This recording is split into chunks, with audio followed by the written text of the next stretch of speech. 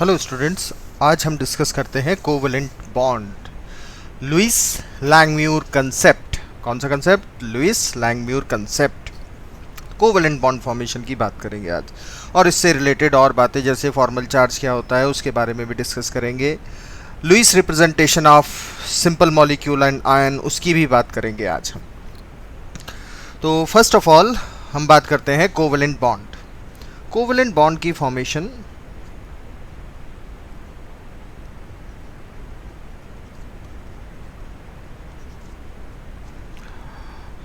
अगर हम बात करते हैं कोवेलेंट बॉन्ड की, तो कोवेलेंट बॉन्ड फॉर्मेशन या कोवेलेंट के बारे में या बॉन्ड फॉर्मेशन के बारे में सबसे पहले लुइस और लैंगम्यूर ने एक बेसिक सा कंसेप्ट दिया था।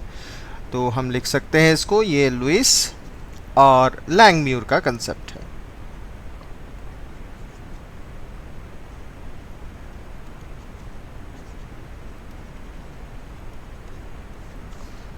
राइट। तो इस लुइस और लैंगम्यूर कंसेप्ट के अकॉर्डिंग अगर हम बात करें तो लैंगम्यूर ने बेसिकली कोवेलेंट बॉन्ड की टर्म को इंट्रोड्यूस किया था सबसे पहले। लैंगम्यूर ने बताया था लैंगम्यूर ने कि कोवेलेंट बॉन्ड कोई टर्म है, और covalent bond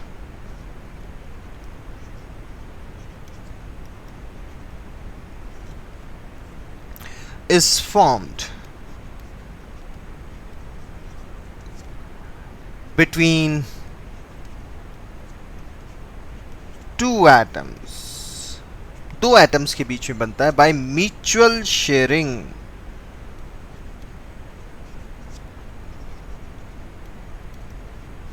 of valence electron।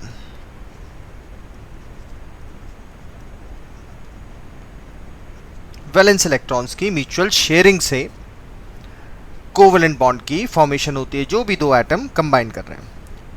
अगर दो इलेक्ट्रॉन शेयर्ड होंगे between two atoms, single covalent bond. अगर शेयरिंग के 4 इलेक्ट्रॉन होंगे बिटवीन टू एटम तो double bond.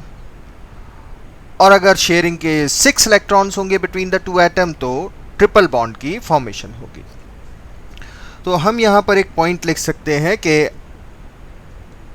If 2 electrons are shared, if 2 electrons are shared between 2 atoms तो सिंगल बॉन्ड बनता है, सिंगल कोवेलेंट बॉन्ड बनता है। कौन सा बॉन्ड? Single covalent bond. Similarly if 4 electrons are shared between 2 atoms तो हम बनाते हैं double covalent bond. Same if 6 electrons are shared between 2 atoms तब हम बनाते हैं triple covalent bond. Triple bond जिसको हम बोलते हैं डबल बॉन्ड बोलते हैं, सिंगल बॉन्ड बोलते हैं। जस्ट फॉर एन एग्जाम्पल, जैसे हमने लिया हाइड्रोजन का मॉलिक्यूल।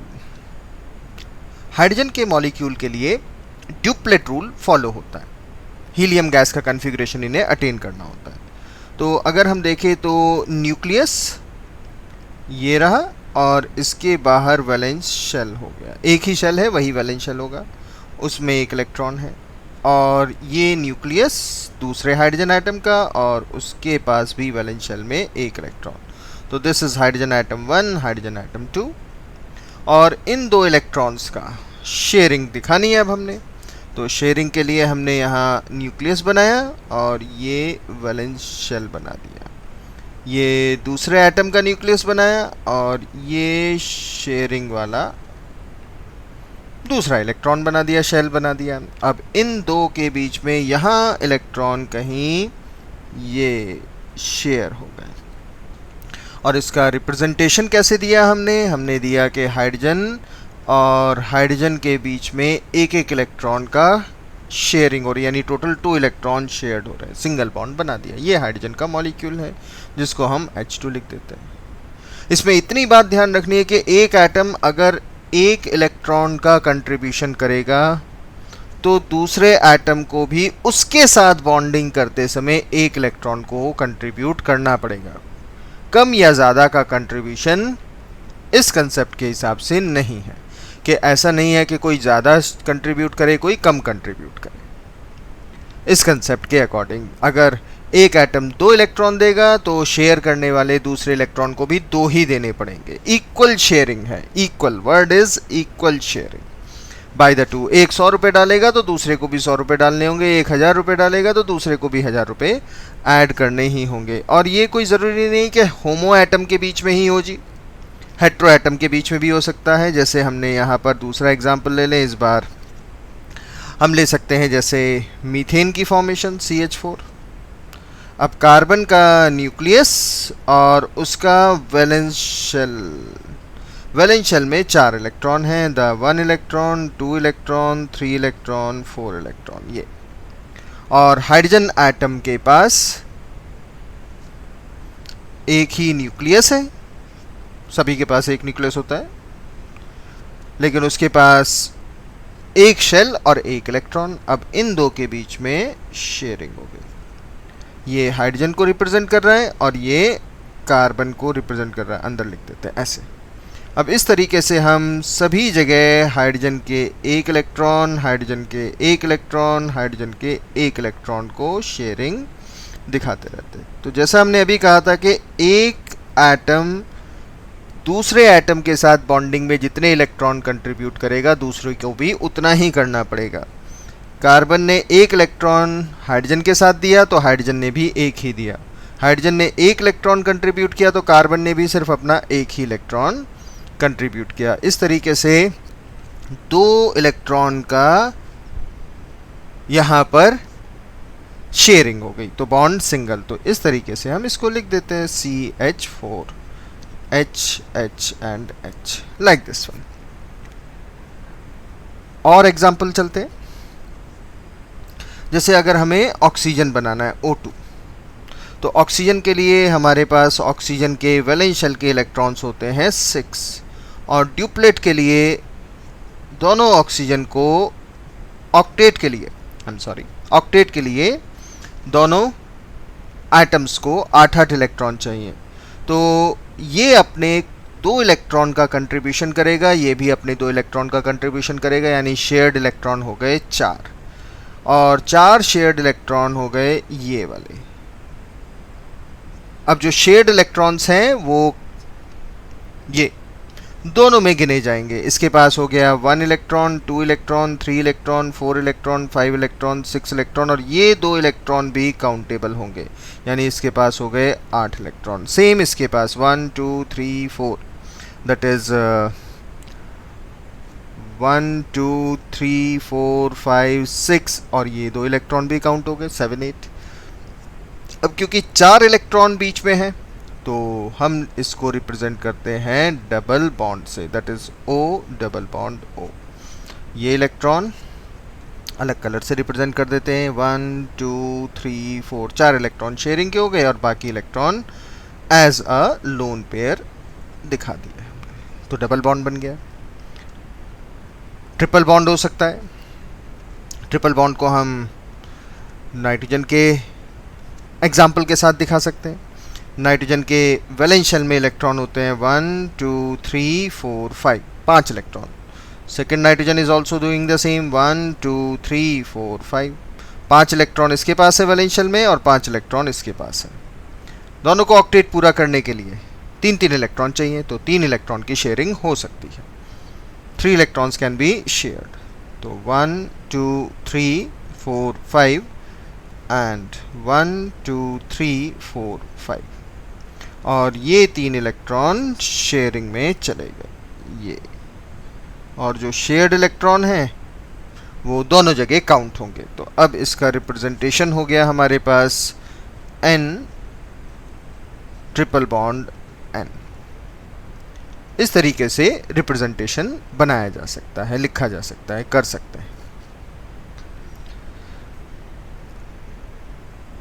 तो डबल बॉन्ड भी हो सकता है, ट्रिपल बॉन्ड भी हो सकता है, सिंगल बॉन्ड भी हो सकता है।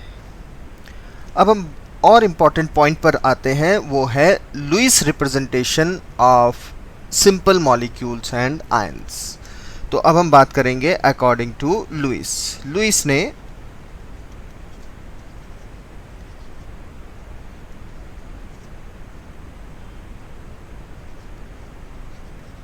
कैसे रिप्रेजेंटेशन का तरीका बताया था।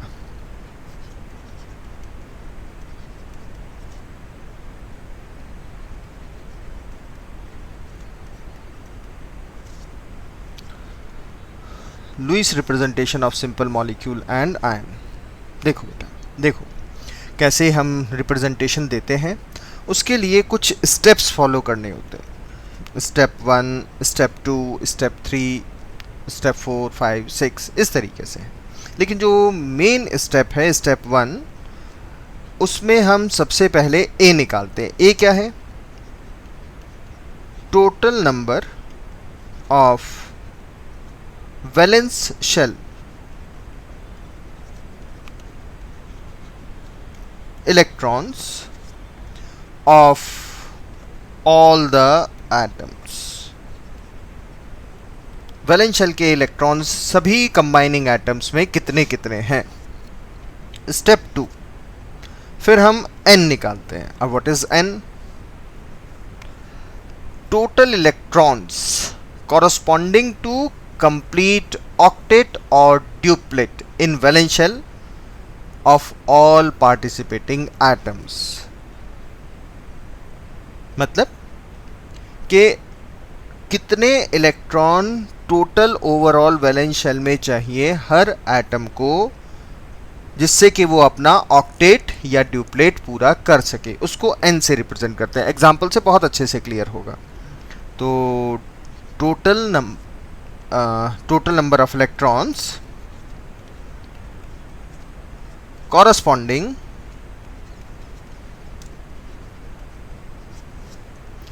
to complete octet और ड्यूप्लेट। अब ये ड्यूप्लेट किसके लिए वैलिड है? हाइड्रोजन के लिए वैलिड है और किसी के लिए नहीं। In valence shell of all the atoms, combining atoms।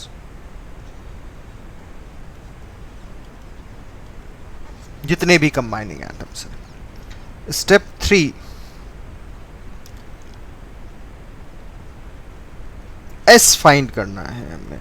S है total number of electron shared electrons कितने हैं between two combining atoms.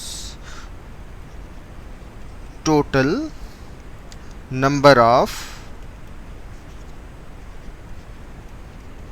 Shared electrons. और ये कैसे निकालते हैं हम? ये निकालते हैं n-a से। फिर स्टेप 4, सभी स्टेप को ध्यान से देखते चलिए।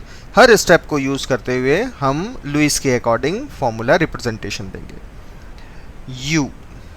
U क्या है? Number of unshared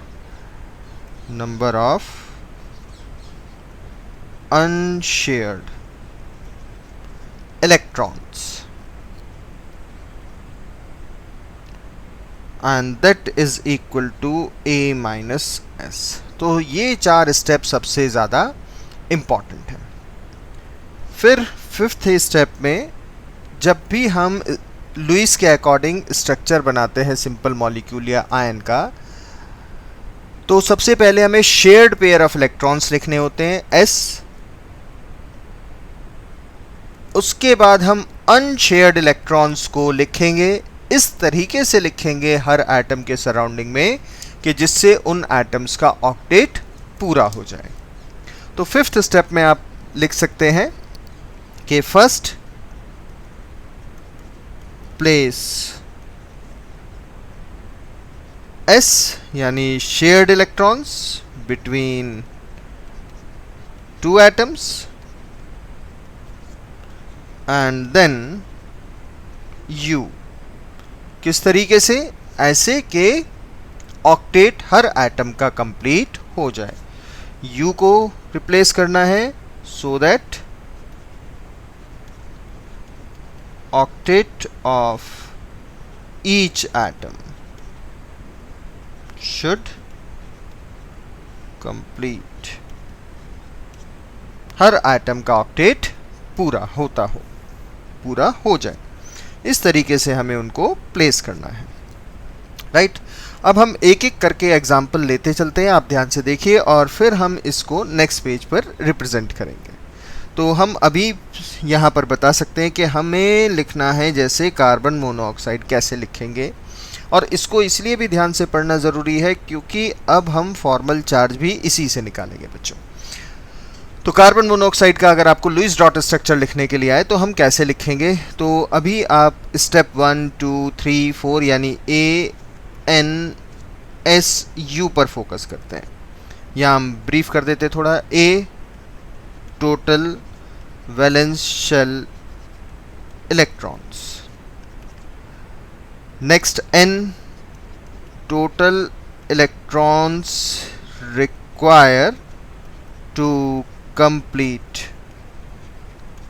octet or duplet. S is N minus A and U is equals to A minus S. तो कार्बन मोनोऑक्साइड से हम शुरू करते हैं बेटा। कार्बन मोनोऑक्साइड में A निकालते हैं सबसे पहले, टोटल वैलेंशियल इलेक्ट्रॉन। तो कार्बन के वैलेंशियल के इलेक्ट्रॉन्स हैं 4 और ऑक्सीजन के वैलेंशियल के इलेक्ट्रॉन्स हैं 6, यानी A की वैल्यू हो गई हमारे पास टोटल 4 + 6 10। इसके बाद N की बात करते हैं। तो कार्बन को भी ऑक्टेट चाहिए, ऑक्सीजन को भी ऑक्टेट चाहिए, मतलब total electrons required to complete the octet of the valence shell. तो 8 इलेक्ट्रॉन कार्बन को चाहिए, 8 नाइट्रोजन को चाहिए, यानी 16 हो गया। S है N माइनस A यानी शेयर्ड इलेक्ट्रॉन। तो इट इज़ 16 - 10 और वैल्यू आ गई 6। And the last one is unshared, that is 10 - 6 will come out 4। अब लिखेंगे कैसे, देखो। लिखने के लिए हमने कार्बन लिख लिया, ऑक्सीजन लिख लिया। तो सबसे पहले हमें 5th स्टेप में बताया था कि आपको शेयर्ड इलेक्ट्रॉन को पहले लिखना है बिटवीन द 2 एटम्स। तो शेयर्ड इलेक्ट्रॉन्स का नंबर है 6। तो 1 2 3 4 5 6, लीजिए जी 6 हो गए। अनशेयर्ड इलेक्ट्रॉन्स ऐसे लिखने हैं आपको कि ऑक्टेट दोनों साइड कंप्लीट होते हो। तो 6 इलेक्ट्रॉन तो यहाँ आ ही चुके हैं, यानी कार्बन के अगर हम शेयर्ड इलेक्ट्रॉन टोटल काउंट करें तो 6 है, ऑक्सीजन के भी 6 हैं। 6 है, देखो 1 2 3, हम 1 2 3 4 5 6, और शेयर्ड पेयर इलेक्ट्रॉन दोनों जगह काउंट होते, तो कार्बन के 6 ऑलरेडी हैं, ऑक्सीजन के भी 6 ऑलरेडी हैं। अब अनशेयर्ड रखने, अगर इस कार्बन के 6 हैं तो 7 8 पूरे हो गए, ऑक्सीजन के अगर 6 हैं तो 7 8, नाउ इट इज़ कंप्लीट। तो हम इसको रिप्रेजेंट करते हैं कुछ ऐसे, कार्बन ऑक्सीजन, इनके बीच में 1 बॉन्ड 2 बॉन्ड 3 बॉन्ड, और ये इलेक्ट्रॉन ये इलेक्ट्रॉन ये इलेक्ट्रॉन ये इलेक्ट्रॉन, इस तरीके से हम रिप्रेजेंट करेंगे। दूसरा एक और एग्जांपल ले सकते हैं, एग्जांपल 2। जैसे अगर आपको मान लो NO2 के लिए ड्रॉ करना हो, NO2 माइनस के लिए, तो फिर से आपने A निकाला। A है टोटल वैलेंशियल इलेक्ट्रॉन, नाइट्रोजन के पास है 5, ऑक्सीजन के पास हैं 6, दूसरे ऑक्सीजन के पास भी हैं 6, और एक एक्स्ट्रा इलेक्ट्रॉन भी है, ये रहा नेगेटिव चार्ज का। तो A वैल्यू हो गई आपके पास टोटल, अगर हम देखें तो 18। N वैल्यू है, नाइट्रोजन को 8 चाहिए, ऑक्सीजन को भी 8 चाहिए, और 2 ऑक्सीजन है, तो नाइट्रोजन के 8, एक ऑक्सीजन के 8, दूसरे ऑक्सीजन के भी 8, 24।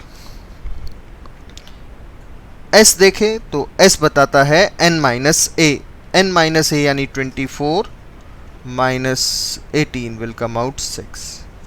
और अगर हम U की बात करें तो U बताएगा आपको A minus S unshared, that will be 18 minus 6 will be equals to 12। अब आपने करना क्या है, ये नाइट्रोजन लिखिए, एक तरफ ऑक्सीजन, दूसरी तरफ ऑक्सीजन, इस तरीके से रिप्रेजेंट कर दीजिए। तो हमें सबसे पहले लिखना है किसको, हमें सबसे पहले लिखना है शेयर्ड इलेक्ट्रॉन को, 6 हैं। तो 1 2 3 4 5 6 ऐसे लिख सकते थे या रिवर्स करके लिख दें, तो बात तो वहीं रहेगी। और दो सारे के सारे इलेक्ट्रॉन यानी 6 के 6 इलेक्ट्रॉन दो एटम के बीच में नहीं रख सकते, क्योंकि तीनों को बॉन्ड बनाना है, इसलिए कम से कम एक बॉन्ड तो नाइट्रोजन और ऑक्सीजन में जाएगा, बाकी इधर आ जाएगा। ठीक है, नाइट्रोजन और ऑक्सीजन के बीच में 2 बॉन्ड आएंगे, इधर 1 बॉन्ड आएगा। राइट, अब हमें बाकी इलेक्ट्रॉन 12 इलेक्ट्रॉन को डिस्ट्रीब्यूट करना है। 12 इलेक्ट्रॉन को हम अलग कलर से दिखाते हैं।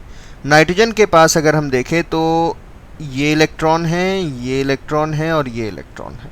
तो नाइट्रोजन के पास 1 2 3 4 5 6 इलेक्ट्रॉन ऑलरेडी है बच्चों, 6 इलेक्ट्रॉन है। तो इसको कितने इलेक्ट्रॉन और हम दे सकते हैं, 12 में से 2 और दे सकते हैं, 8 हो गए। ऑक्सीजन, अगर हम लेफ्ट वाली ऑक्सीजन की बात करें जो डबल बॉन्डेड वाली है, इसके पास 4 इलेक्ट्रॉन है शेयर्ड मिलाकर इसके पास 4 इलेक्ट्रॉन्स हैं। अगर शेयर्ड मिलाकर इसके पास 4 इलेक्ट्रॉन्स है टोटल, देन हम इसको 2 इलेक्ट्रॉन और देंगे तो 6 और 2 और देंगे तो 8। तो हम कितने यूज़ कर सके हैं 12 में से 1 2 3 4 5 6 यूज़ कर चुके हैं। तो नेचुरली बाकी यहाँ जाने चाहिए। और वैसे भी जो राइट वाली ऑक्सीजन है हमारी, सिंगल बॉन्ड वाली ऑक्सीजन है, इसके पास 2 ही इलेक्ट्रॉन है, एक ये रेड कलर का, एक ये दूसरा रेड कलर का, 2 इलेक्ट्रॉन है। ऑक्टेट पूरा करने के लिए 1 2 3 4 5 6 7 8 टोटल हो गए 8। ये स्ट्रक्चर बनेगा according to the Lewis concept. Lewis concept के अकॉर्डिंग हम इस स्ट्रक्चर को यहाँ बनाएंगे, फॉर्म करेंगे। ध्यान से देखते चलिए, फिर हम नेक्स्ट पेज पर आते हैं नेक्स्ट एग्जाम्पल के साथ। जैसे हम और एग्जाम्पल लें कि हमें हाइड्रोजन साइनाइड बनाना है, HCN। तो अब यहाँ हमने पर्टिकुलर एग्जाम्पल इसलिए लिया क्योंकि हम यहाँ देख सके कि भाई हाइड्रोजन भी हमने यूज़ कर लिया जो ड्यूप्लेट के लिए बना है, जो किसके लिए बना है, ड्यूप्लेट के लिए बना है, उसको भी हम यहाँ यूज़ कर सकते हैं या यूज़ करेंगे। राइट, तो हमने HCN ले लिया भाई। अब HCN लिया तो HCN के लिए ANSU निकालेंगे, अब तक याद हो गए होंगे। A है वैलेंस शेल के टोटल इलेक्ट्रॉन्स, हाइड्रोजन के पास 1, कार्बन के पास 4, नाइट्रोजन के पास 5, यानी टोटल अगर हम इलेक्ट्रॉन काउंट करें तो हो गए हमारे पास 10 इलेक्ट्रॉन। N वैल्यू बताता है ऑक्टेट या ड्यूप्लेट पूरा करने के लिए कितने इलेक्ट्रॉन चाहिए। हाइड्रोजन को चाहिए 2, कार्बन को चाहिए 8, नाइट्रोजन को भी चाहिए 8, यानी 8 + 8 + 2 18। S वैल्यू हो गई 18 - 10 दैट इज 8। और U हो गया हमारे पास, अगर हम टोटल वैल्यू देखें तो A - S that is 10 - 8 will be equals to 2। अब आपको एटम प्लेस करने हैं। हमने हाइड्रोजन लिखा, कार्बन लिखा, नाइट्रोजन लिखा। हमें जो शेयर्ड इलेक्ट्रॉन है वो सबसे पहले लिखने हैं, तो 8 है। 1 2 3 4 5 6 7 8। अब ये नहीं कह देना कि हम हाइड्रोजन, कार्बन और नाइट्रोजन के बीच में यहाँ 2 3 4 5 6 7 8। भाई हाइड्रोजन के पास 2 इलेक्ट्रॉन तो होते ही नहीं वैलेंस शेल में, एक ही इलेक्ट्रॉन होता है वैलेंस शेल में, ये रहा। और ना इससे ज़्यादा ये वैलेंस शेल में अनबॉन्डेड स्टेट में रख पाएगा, इससे ज़्यादा नहीं रख पाएगा अनबॉन्डेड स्टेट में। बॉन्डेड भी कर लेगा तो 2 इलेक्ट्रॉन। अब अगर हमने इसको किया तो बॉन्डेड के बाद देखो कितने इलेक्ट्रॉन काउंट होंगे, 4 इलेक्ट्रॉन काउंट होंगे, 1 2 3 4। तो ये स्ट्रक्चर नहीं बनाएंगे हम बिल्कुल भी। तो हमने यहाँ पर 1 2 3 ट्रिपल बॉन्ड बना लिया, यहाँ सिंगल बॉन्ड बना लिया। कार्बन के पास इलेक्ट्रॉन शेयरिंग के बाद काउंट करें तो 1 2 3 4 5 6 7 8 8 इलेक्ट्रॉन हो चुके हैं। अगर हम शेयरिंग के बाद काउंट करें तो 1 2 3 4 5 6 7 8 8 इलेक्ट्रॉन काउंट हो गए। तो कार्बन को तो और इलेक्ट्रॉन देने की ज़रूरत नहीं है। नाइट्रोजन के काउंट करें अगर हम, तो नाइट्रोजन 1 2 3 4 5 6, और अनशेयर्ड हमारे पास कितने हैं, 2 हैं इलेक्ट्रॉन। तो हम यहाँ अनशेयर्ड इलेक्ट्रॉन नाइट्रोजन को दे सकते हैं 2। हाइड्रोजन का ड्यूप्लेट पूरा था, पूरा ही है। ये स्ट्रक्चर बन गया हाइड्रोजन साइनाइड का। इसी तरीके से आप और स्ट्रक्चर बना सकते हैं, जैसे ओजोन बना सकते हैं। लेकिन यहाँ ध्यान एक बहुत ज़रूरी बात रखने की है कि ये जो लुईस का कंसेप्ट है ये सिर्फ ऑक्टेट और ड्यूप्लेट के चारों तरफ ही घूमता है बेटा। हम कोई यहाँ ऐसा एग्जाम्पल नहीं लेंगे जो ड्यूप्लेट और ऑक्टेट के बीच में लाई करता हो या ऑक्टेट से ज़्यादा जाता हो। ऑक्टेट से ज़्यादा जाएगा तब भी नहीं हम इससे बना सकते हैं उसको, और ड्यूप्लेट से ज़्यादा ऑक्टेट से कम होगा तो भी हम उसको इस रूल से आसानी से नहीं बना पाएंगे। तो हम यहाँ या तो ड्यूप्लेट या ऑक्टेट के ही पर्टिकुलर एग्जाम्पल ले रहे हैं, और वही वैलिड भी है इसके लिए। जैसे मान लो आपको ओजोन बनाना है, तो ओजोन के लिए आपको A चाहिए, N चाहिए, S चाहिए और U चाहिए। A की वैल्यू, अब तीनों ही तो ऑक्सीजन है, ऑक्सीजन ऑक्सीजन ऑक्सीजन, इसके 6 इसके 6 इसके 6, 18 हो गए। इसको भी 8 चाहिए, इसको भी 8 चाहिए, इसको भी 8 चाहिए, 24 हो गए, 24। S की वैल्यू होती है N minus A, that is 24 minus 18 will be equals to 6। और U हमारे पास जब भी होगा तो U होता है A माइनस S। तो ये वैल्यू हो गई A की 18 माइनस 6 विल बी 12। तो यहाँ बना सकते हैं हम, ये लिया हमने एक ऑक्सीजन, ये दूसरा ऑक्सीजन, ये तीसरा ऑक्सीजन, इस तरीके से लिया। आप सीधे ले लीजिए, कोई फ़र्क नहीं पड़ रहा है अभी। तो आगे देखेंगे, जब हम पढ़ेंगे तो बताएंगे कि ये बेंट बनना है कि लीनियर बनना है। तो अभी हमें शेयर्ड इलेक्ट्रॉन दिखाने हैं। सबसे पहले 6 इलेक्ट्रॉन, तो 1 2 3 4।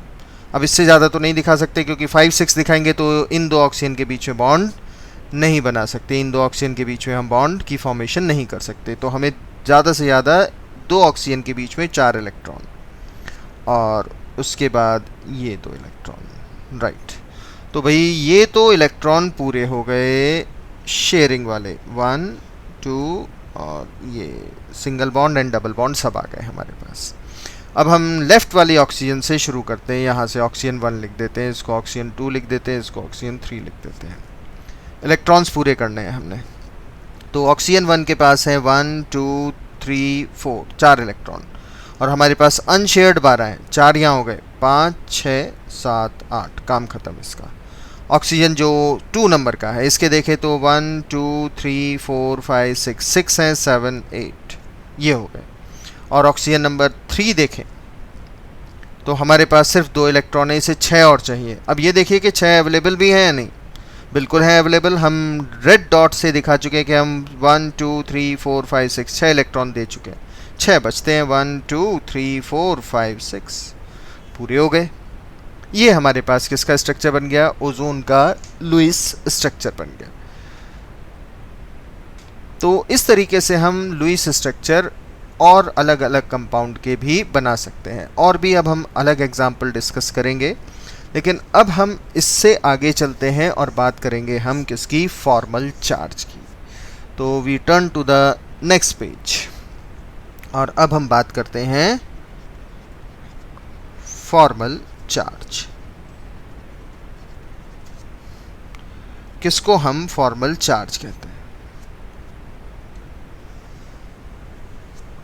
हमने इतने सारे लुईस स्ट्रक्चर किए, उसी से ही हमने सीखना है कि फॉर्मल चार्ज किसको कहेंगे।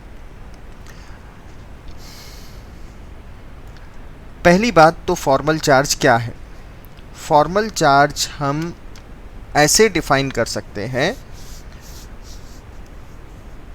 कि it is a difference between the number of valence electron of that atom in an isolated or free state and the number of electrons assigned to that atom in the Lewis structure। हाँ, इतनी लंबी हमने बात बोल दी। Meaning क्या है, मतलब क्या समझ आया इसका? तो अब हम इसको मतलब समझाते हैं पहले।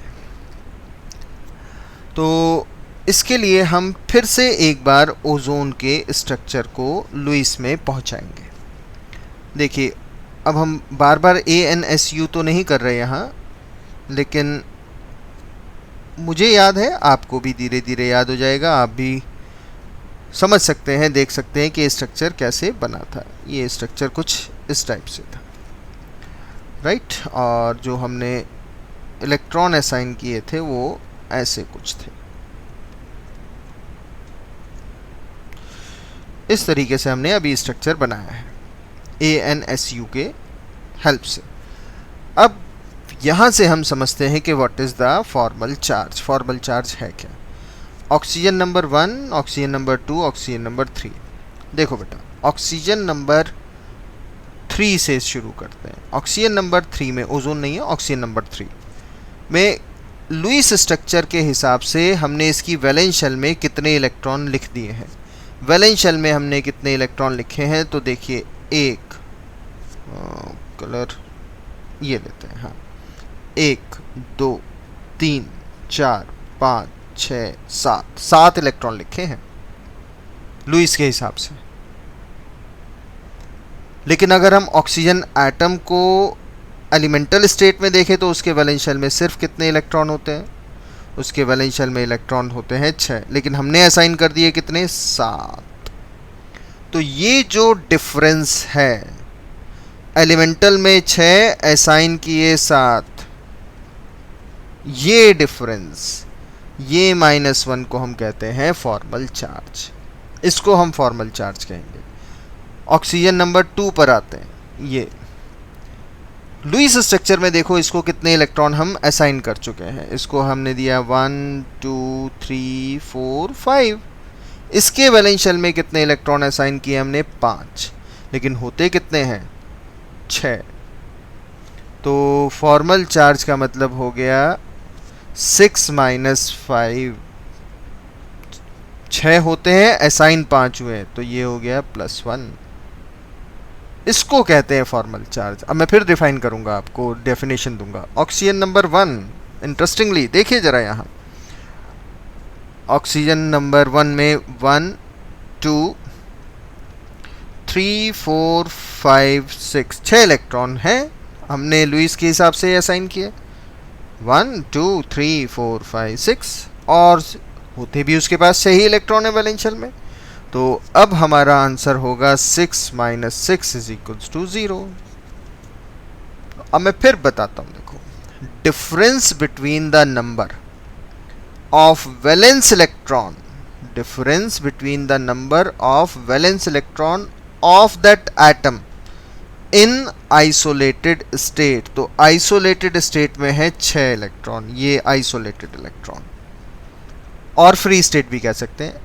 And the number of electron assigned to that atom,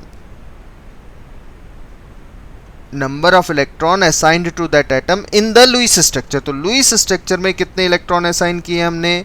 एक बार 7 कर दिए इस ऑक्सीजन नंबर 3 को हमने यहाँ, ऑक्सीजन नंबर 2 को 5 इलेक्ट्रॉन असाइन किए, और ऑक्सीजन नंबर 1 को 6 ही इलेक्ट्रॉन असाइन किए। तो उसका डिफरेंस है फॉर्मल चार्ज। तो अब हम यहाँ डिफाइन करते हैं इसको। The difference between the number of valence electrons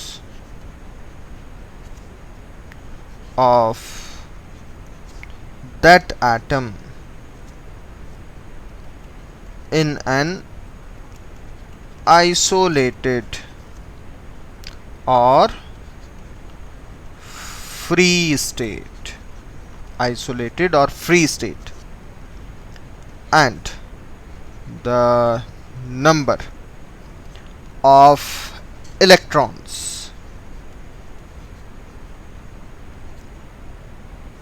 to that atom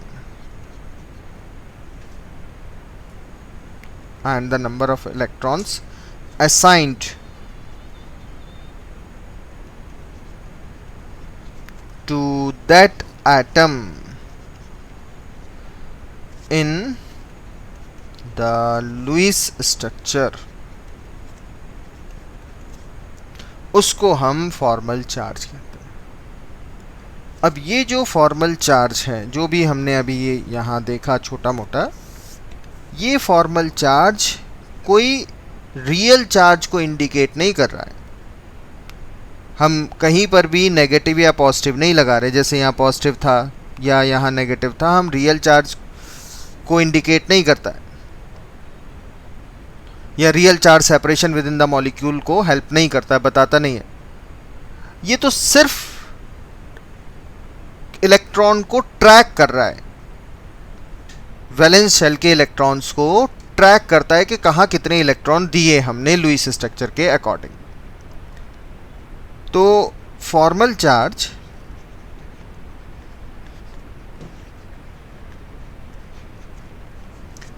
does not indicate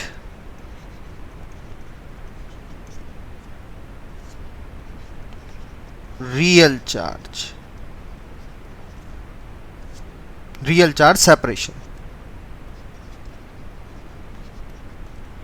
ये रियल चार्ज सेपरेशन को नहीं बताता, real charge separation with in the molecule. ये तो सिर्फ ट्रैक करता है कि लुईस स्ट्रक्चर के अंदर इलेक्ट्रॉन वैलेंस शेल में कहाँ कहाँ हमने रख दिए हैं। लेकिन एक इंपॉर्टेंट पॉइंट और भी है इस फॉर्मल चार्ज का। ये फॉर्मल चार्ज हेल्प करता है सेलेक्ट करने में most stable structure. Most stable structure कब? अगर हम लुईस के हिसाब से एक गिवन मॉलिक्यूल या आयन के एक से ज़्यादा स्ट्रक्चर बना सकते हैं। तो अगर हम किसी मॉलिक्यूल या आयन के एक से ज़्यादा स्ट्रक्चर बना सकते हैं तो लुईस के हिसाब से, तो उन एक से ज़्यादा स्ट्रक्चर में ज़्यादा स्टेबल कौन होगा, कम स्टेबल कौन होगा, उसको पहचानने में, उसको डिपिक्ट करने में, उसको आइडेंटिफाई करने में फॉर्मल चार्ज हेल्प करता है हमें। कैसे हेल्प करता है फॉर्मल चार्ज हमें? देखो भाई, the lowest energy structure is the most stable, सबसे बेसिक सा कंसेप्ट। और अगर एक से ज़्यादा स्ट्रक्चर बने तो the structure in which the single atom, the one atom has the smallest formal charge. अगर सिंगल एटम या वन एटम पर स्मॉलेस्ट फॉर्मल चार्ज आता है, किसी में भी स्मॉलेस्ट फॉर्मल चार्ज आता है, जैसे -2 आ रहा है, -1 आ रहा है, तो -1 is smaller one, -2 is larger one. मतलब यहाँ माइनस साइन को आपने ऐसे नहीं देखना है कि वो मैथमेटिकली -1 बड़ा होता है कि -2 बड़ा होता है। माइनस तो सिर्फ एक्स्ट्रा इलेक्ट्रॉन को बता रहा है। तो -1 और -2 में यहाँ पर -1 छोटा है और -2 बड़ा है। मैग्नीट्यूड लेते चलना है, जैसे +1 और +2 में, तो +1 छोटा है, +2 बड़ा है। तो प्लस और माइनस सिर्फ मैग्नीट्यूड के साथ यूज़ करने हैं आपने, उसको मैथमेटिकली ऐसे यूज़ नहीं करना है। इसको भी एग्जाम्पल से बताते हैं, लेकिन हम यहाँ पर लिख सकते हैं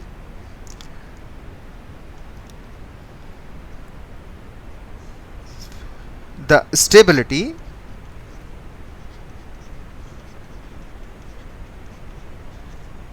of various possible structure of given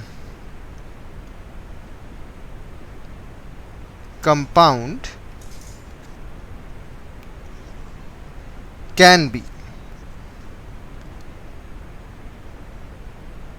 be assigned, can be assigned the one which has the smallest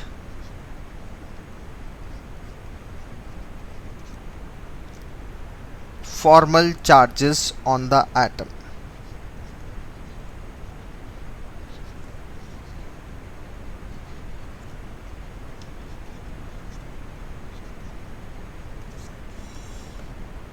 अब इसको हम एक एग्जाम्पल से इलिस्ट्रेट करते हैं।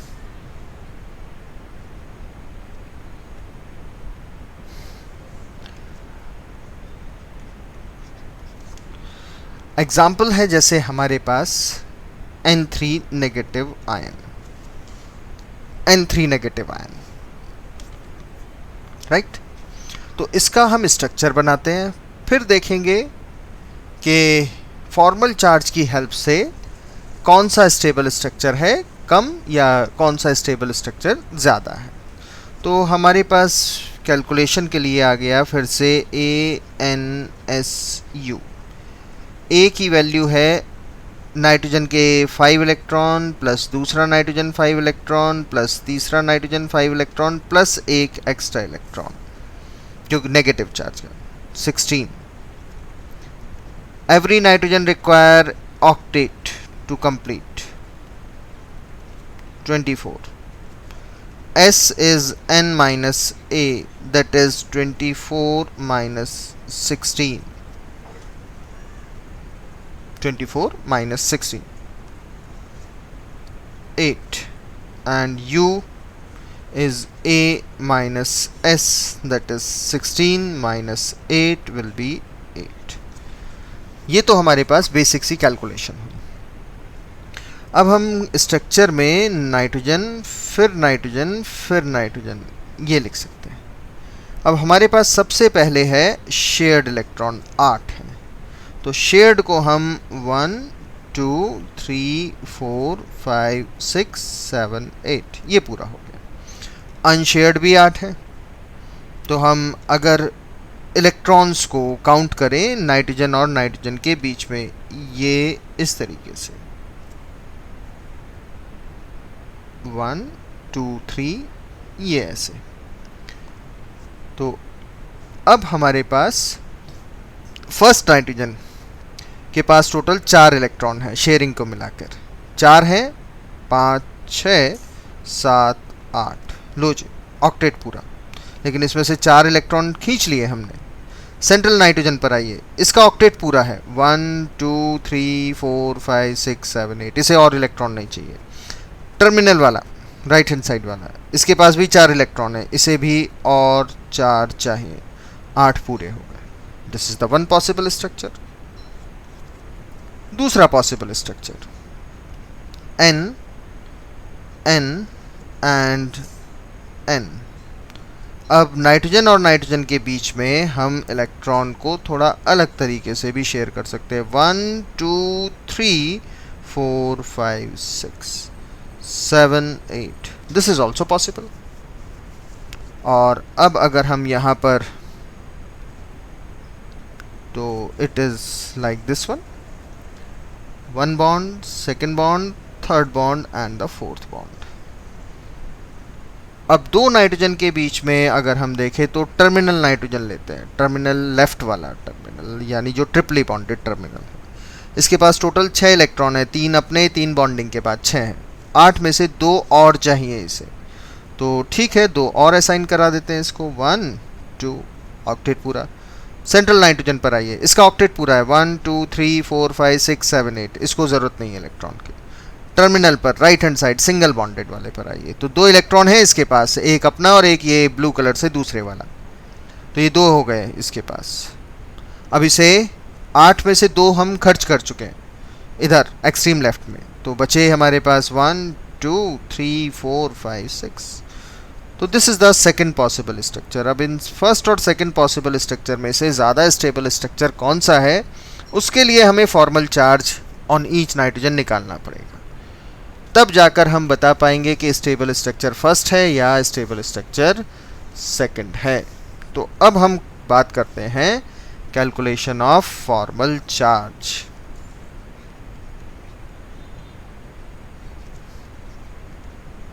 अब हम प्योरली मैथमेटिकली फॉर्मल चार्ज को कैलकुलेट करना सीख लेते हैं, आसान है एकदम, not so tough at all.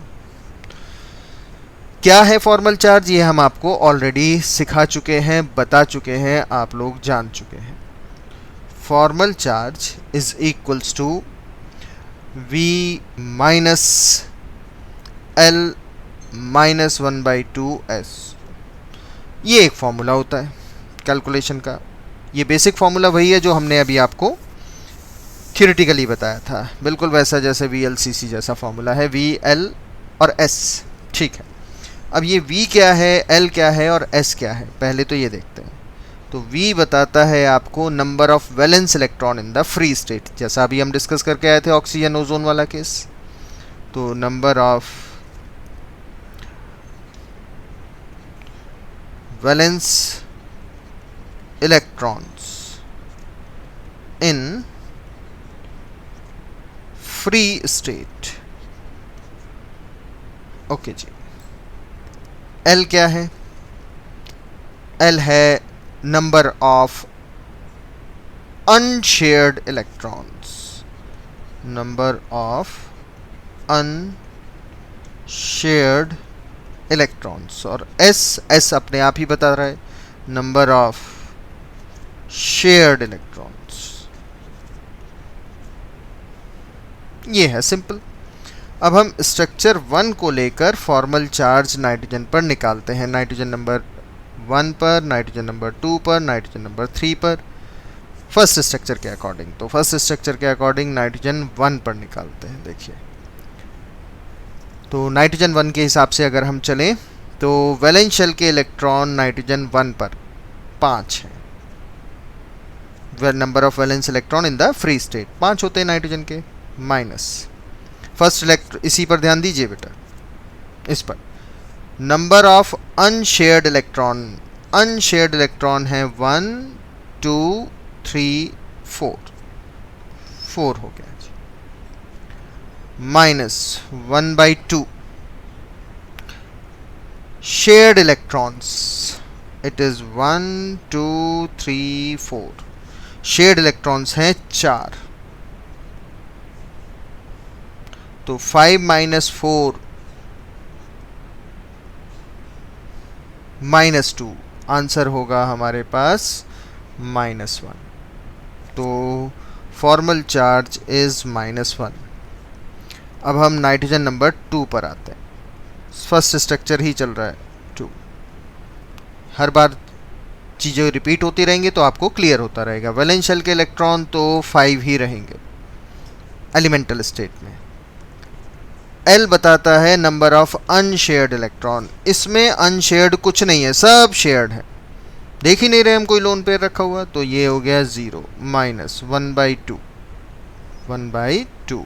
और शेयर्ड अब गिन लीजिए 1 2 3 4 5 6 7 8, 8। तो अब वैल्यू आई हमारे पास +1। तो सेंट्रल नाइट्रोजन पर है +1। और नाइट्रोजन नंबर 3 की बात करते हैं अब हम। नाइट्रोजन नंबर 3, नाइट्रोजन नंबर 3 में ऐसे तो रिपीटिशन है नाइट्रोजन नंबर 1 का ही, बिल्कुल आइडेंटिकल है, मिरर इमेज जैसे हैं, बट एक बार देख लेते हैं चलिए। 5 माइनस अनबॉन्डेड 1 2 3 4, 4 इलेक्ट्रॉन, -1/2 शेयर्ड हो गए 4 × 4, ये हो गया -1। अच्छा, अगर हम इनका सम करें तो -1 ही आएगा, और सम हमेशा ओवरऑल चार्ज के बराबर आएगा, ये देख लीजिए, सम हमेशा ओवरऑल चार्ज के बराबर आएगा। तो अब हमने फॉर्मल चार्ज की थ्योरी के हिसाब से एवरी नाइट्रोजन को चेक कर लिया कि क्या क्या फॉर्मल चार्ज है, लेकिन अभी हमारा काम पूरा नहीं हुआ। अभी तो हमें स्ट्रक्चर नंबर 2 पर फोकस करना है, वो हम यहाँ फोकस करते हैं। और कलर भी बदल लेते हैं, कलरफुल होनी चाहिए ज़िंदगी, केमिस्ट्री तो है ही कलर्ड। अब हम स्ट्रक्चर नंबर 2 पर बात करते हैं बेटा। स्ट्रक्चर नंबर 2 में हम फिर से लिखते हैं 1 नाइट्रोजन 2 नाइट्रोजन 3 नाइट्रोजन। अब नाइट्रोजन नंबर 1 की बारी है। देखो, नाइट्रोजन नंबर 1 में वैलेंस शेल के इलेक्ट्रॉन तो नाइट्रोजन पर 5 ही रहेंगे। अब है दूसरा नंबर ऑफ अनशेयर्ड इलेक्ट्रॉन, तो ये रहे देखो 1 2, 2 इलेक्ट्रॉन है, -1/2। शेयर्ड कितने हैं 1 2 3 4 5 6,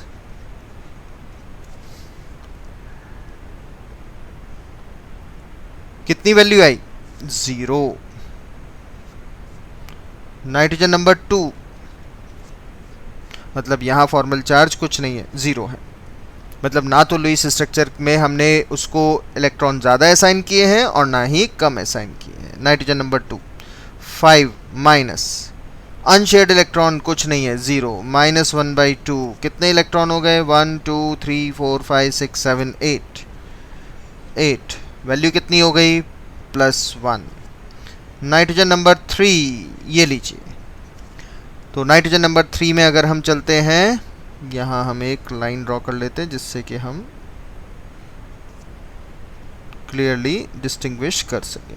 ये यहाँ पर अब हम बात कर रहे हैं नाइट्रोजन नंबर 3। तो नाइट्रोजन नंबर 3 में अगर हम अब चलते हैं तो 5